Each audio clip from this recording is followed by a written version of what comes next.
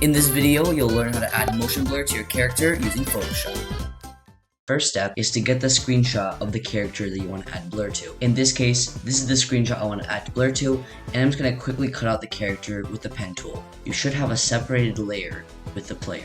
So now you're going to click on it and press Ctrl J on your keyboard, and you should have a duplicate layer.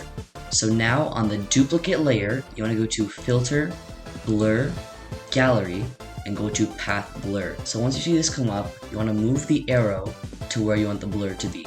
So first thing you want to do is do centered blur, check that off, increase the speed to about 100% or 99 in my case, increase the taper a little bit and the point speed also. I want the taper is basically going to be limiting how much blur there's going to be. That's what the taper is meant for. We're going to add the speed a little bit more, and then we can adjust the arrow depending on where we want the blur to go. As you can see, it's just changing where the blur goes. And these are my settings. If you want to copy them, go ahead and do it as you want. Now we can go ahead and click OK. Okay, so now we can add the layer styles to the character. So I'm going to go ahead and add some outer glow. Obviously reset to default. I'm going to add a gradient overlay, reset to default, and move the player up a little bit because I must have messed it up a little bit. There you go.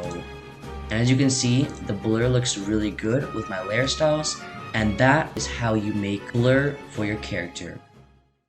That's going to be it for this mini tutorial, and if you've benefited from it, leave more suggestions down below. And finally, if you haven't noticed already, I sound like I'm talking underwater because I have a really bad mic.